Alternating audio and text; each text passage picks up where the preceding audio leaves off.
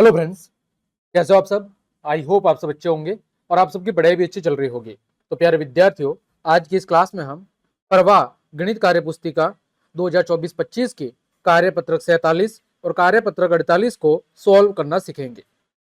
प्यारे विद्यार्थियों, कार्यपत्रक 1 से लेकर 46 तक की चर्चा हम पहले कर चुके हैं।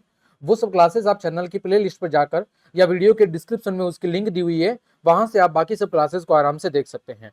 तो चलिए क्लास हम शुरू करते हैं। आज हम सीखेंगे लंबाई मापन की समझ विकसित कर पाना। तो बच्चों, लंबाई को हम जनरली किस में मापते हैं? किलोमीटर, मीटर और सेंटीमीटर में। अगर मैं बात करूं 1 किलोमीटर की, किसकी बात करूं मैं? 1 किलोमीटर की। तो 1 किलोमीटर में कितने मीटर होते हैं? 1000 मीटर। फिर बात करूं मैं 1 मीटर की, तो 1 मीटर में कितने सेंटीमीटर होते हैं? 100 सेंटीमीटर होते हैं। कितने सेंटीमीटर होते हैं? 100 सेंटीमीटर। और मैं बात करूं 1 सेंटीमीटर की, तो 1 सेंटीमीटर के अंदर 10 मिलीमीटर होते हैं। कितने होते हैं? 10 मिलीमीटर होते हैं। ये आपको थोड़े से ध्यान रखना है। 1 किलोमीटर के अंदर 1000 मीटर होते हैं। 1 मीटर में 100 सेंटीमीटर होते हैं। इसका मतलब मैं ये भी कह सकता हूं कि 1 मीटर के अंदर 1000 क्या होते हैं? मिलीमीटर होते हैं। तो ये बस 4 बातें आपको अच्छे से याद रखनी है कि 1 किलोमीटर में 1000 मीटर होता है, 1 मीटर में 100 सेंटीमीटर होते हैं, 1 सेंटीमीटर में 10 मिलीमीटर होते हैं और 1 मीटर में 1000 मिलीमीटर होते हैं। ये भी हम कह सकते हैं। देखिए पहला प्रश्न। तन्मय अपनी मेज की लंबाई इंच टेप से नाप रहा था। मेज 1 मीटर 25 सेंटीमीटर। तो देखो 1 मीटर का मतलब कितना हो गया? 100 सेंटीमीटर और 25 सेंटीमीटर और, तो ये कितना हो गया? ये कुल मिला के हो गया 125 सेंटीमीटर। कितनी लंबी है? 125 सेंटीमीटर। वह इसे सिर्फ मीटर में मापना चाहे तो कैसे लिखेगा? किसमें मापना है? मीटर में मापना है। तो देखो, मीटर को सेंटीमीटर में बदलना है तो 1000 से भाग देंगे। तो देखो, मीटर को किसमें बदलना है? सॉरी, यहाँ पर सेंटीमीटर है। सेंटीमीटर को किसमें बदलना है? सेंटीमीटर को बदलना है मीटर में। तो सेंटीमीटर को यदि मुझे मीटर में बदलना है, यानी छोटी इकाई को बड़ी इकाई में बदलना है, तो क्या करना पड़ेगा? भाग देना पड़ेगा। तो 125 में किसका भाग देंगे? 100 का। तो देखो नीचे 2 जीरो हैं, तो दशमलव के बाद कितने अंक आएंगे? 2 अंक आएंगे। तो कितना हो जाएगा? 1.25 मीटर हो जाएगा। आया समझ में? तो यहां पर आपको बस ये ध्यान रखना है कि किलोमीटर में मीटर में बदलना है, किलोमीटर को मीटर में बदलना है तो 1000 से गुणा करना है, और 1 मीटर को सेंटीमीटर में बदलना है तो 100 से गुणा करना है, और यदि सेंटीमीटर को मीटर में बदलना है तो क्या करना पड़ेगा? भाग देना पड़ेगा। मैंने आपको कई बार बताया है कि यदि बड़ी इकाई को छोटी में बदलना है तो गुणा करना पड़ेगा, और यदि छोटी इकाई को बड़ी में बदलना है तो भाग करना पड़ेगा। तो देखो, सेंटीमीटर छोटी इकाई है और मीटर आपकी बड़ी इकाई है। तो छोटी को बड़ी में बदलना है तो क्या करना पड़ेगा? भाग देना पड़ेगा। देखें पहला प्रश्न। रंजित की मेज 240 सेंटीमीटर लंबी है, इसे मीटर में लिखिए। इसमें लिखना है, इसे मीटर के अंदर लिखना है। तो देखो मीटर में कैसे बदलेंगे? तो 240 भाग 100, सेंटीमीटर को मीटर में बदलना है। देखो, जीरो से जीरो कट जाएगा, नीचे 1 जीरो है तो दशमलव के बाद 1 अंक आ जाएगा, तो 2.4 मीटर। ये पहले का उत्तर। रमेश का कमरा 450 सेंटीमीटर लंबा है, इसे मीटर में बदलो। तो क्या करेंगे हम? 450 में किसका भाग दे देंगे? 100 का भाग दे देंगे। जीरो से जीरो कट जाएगा, यानी 4.5 मीटर हो जाएगा। फिर मीसू का कमरा 650 सेंटीमीटर लंबा है, इसे मीटर में बदलो। तो 650 में 100 का भाग देंगे, जीरो से जीरो कट जाएगा, और 65 में 10 का भाग, यानी कि 6.5 मीटर हो जाएगा। फिर रिया की साड़ी 510 सेंटीमीटर लंबी है, मीटर में बदलो। तो 510 में किसका भाग देना है? 100 का भाग देना है। जीरो से जीरो कट जाएगा, 5.1 मीटर आपका उत्तर आएगा। बबीता की साड़ी 470 सेंटीमीटर लंबी है, इसे मीटर में बदलो। तो 470 में 100 का भाग देंगे तो कितना आएगा? 4.7 मीटर आएगा। आया समझ में? तो हमने यहाँ पर क्या देखा कि जब हमें सेंटीमीटर को किसमें बदलना है? मीटर में बदलना है। छोटी इकाई को बड़ी में बदलना है तो क्या करेंगे? 100 से भाग देंगे। क्या करेंगे? 100 से भाग देंगे। आगे देखो सारणी। लंबाई मीटर में कितनी है? 1.25 मीटर। इसका मतलब क्या हुआ कि 1 मीटर, सॉरी, क्या है 100 सेंटीमीटर प्लस 25 सेंटीमीटर। तो यहां पर देखो मीटर और सेंटीमीटर, सेंटीमीटर में देखो यहां पर इकाई का अंक कितना होगा 5 होगा, दहाई का अंक कितना होगा 2 होगा, मीटर में इकाई का अंक कितना होगा 1 होगा, यानी कि 1.25 मीटर का मतलब कितना है 125 सेंटीमीटर। तो 125 सेंटीमीटर का मतलब कितना है 100 प्लस 20 प्लस 5 है ना। तो सैकड़ा 1, दहाई का अंक 2 और इकाई का अंक 5। अगला रंजीत की मेज, रंजीत की मेज कितनी लंबी थी 2.4 मीटर, कितनी थी 2.4 मीटर, या कह सकते हैं 240 सेंटीमीटर। तो यहां पर 2.4 मीटर, इसका मतलब 240 सेंटीमीटर। तो 240 सेंटीमीटर का मतलब हो जाएगा ये 240 सेंटीमीटर। महेश का कमरा 4.5 मीटर, इसका मतलब 450 सेंटीमीटर, इसका मतलब कितना हुआ, इसका मतलब हो गया 450 सेंटीमीटर।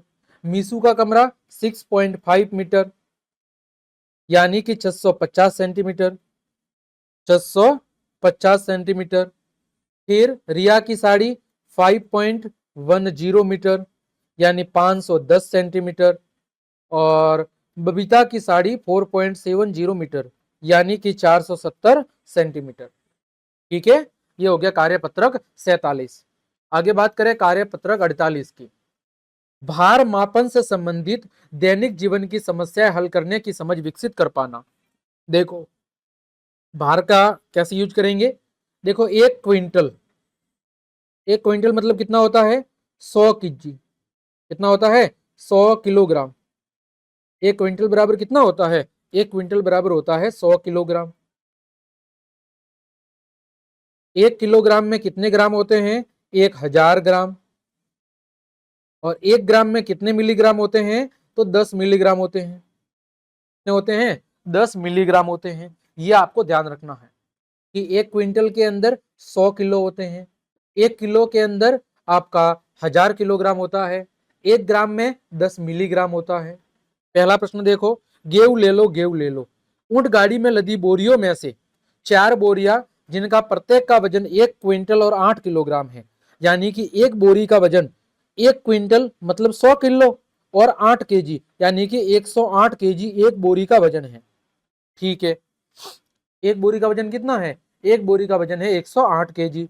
8 बोरियां एक एक क्विंटल की है, 8 बोरियां एक एक क्विंटल मतलब 100 किलो की 8 बोरियां है, तो 800 केजी ये हो गया।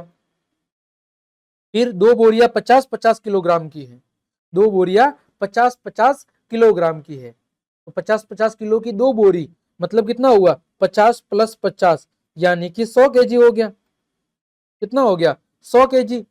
अब देखो 108 की कितनी बोरियां थी 4, तो कितना होगा ये हो जाएगा 432 केजी, 432 केजी। तो देख लो 800 और 400 1200, 1300, 1332 केजी, कितना हो गया 1332 केजी किलोग्राम। इसका मतलब कितना हो गया 13 क्विंटल और 32 किलोग्राम, 13 क्विंटल और 32 किलोग्राम। ये हो गया ऊंट गाड़ी पे कुल वजन, हमने सबको जोड़ दिया 432 किलो, 800 किलो और 100 किलो, तो कितना हो गया 1332 किलो। तो 1332 तो 1300 का मतलब कितना हो गया 13 क्विंटल और 32 किलो और ऊपर। फिर देखो पहले का ये था 4 क्विंटल और 32 किलो, दूसरे का कितना था 8 क्विंटल और 0 केजी, और अगला कितना था 1 क्विंटल और 0 केजी। तो इसका जो योग है वो कितना हो गया 13 क्विंटल और 32 केजी, योग 13 क्विंटल और 32 केजी। आगे बात करूं मैं, मुझे 2.5 क्विंटल गेहूं चाहिए, ये कौन कह रही है, ये लड़की कह रही है मुझे 2.5 क्विंटल गेहूं चाहिए। और इधर देखो पहले मुझे 4 क्विंटल 32 किलो गेहूं चाहिए। तो पहले हम इस वाले भाग को सॉल्व करते हैं। हमारे पास कुल कितना है 13 क्विंटल और 32 किलो, इसको कितना देना है 4 क्विंटल और 32 किलो। 13 में से 4 गया तो 9, 32 में से 32 गया तो 0, यानी अब कितना गेहूं बचा है 9 क्विंटल। अब बचा है कितना 9 क्विंटल, इसको कितना देना है 2.5 क्विंटल, 2.5 क्विंटल का मतलब 2 क्विंटल और 50 किलो। तो 2 क्विंटल और 50 किलो इसको देना है। पीछे कितना बचा? 9 क्विंटल में से 2 क्विंटल और 50 किलो घटा दिया तो 6 क्विंटल और 50 किलो। भाई देखो 9 क्विंटल, इसमें से कितना घटाना है? 2 क्विंटल और 50 केजी। तो पीछे कितना बचेगा? 6 क्विंटल और 50 केजी। ये बच गया 6 क्विंटल और 50 केजी। अब देखो हमें एक एक क्विंटल गेहूं चाहिए। कितने लोग हैं? 6 लोग, 1 2 3 4 5 और 6। तो सबको हम एक एक क्विंटल दे देंगे। तो 1 क्विंटल गुणा 6 यानी कि 6 क्विंटल। कुल कितना देना पड़ेगा इनको? 6 क्विंटल। बचा कितना था? 6 क्विंटल और 50 केजी। इसमें से कितना कम हुआ? 6 क्विंटल हमने घटा दिया, कम कर दिया, है ना। यहां पर भी आप चाहे तो माइनस लगा सकते हैं। तो पीछे कितना बचा? पीछे बच गया आपका 50 केजी। कितना बच गया? 50 केजी। तो क्या तुम बता सकते हो कि ऊंट गाड़ी वाले ने कुल कितना गेहूं बेच दिया? तो देखो 13 क्विंटल और 32 केजी था, उसमें से अब बचा कितना है? 0.50 क्विंटल। कितना बचा है? तो उसने बेचा कितना? 12 क्विंटल और 82 किलोग्राम उसने बेच दिया। 12 क्विंटल और 82 किलोग्राम उसने बेच दिया है। ठीक, आगे बात करें आकलन 9 की।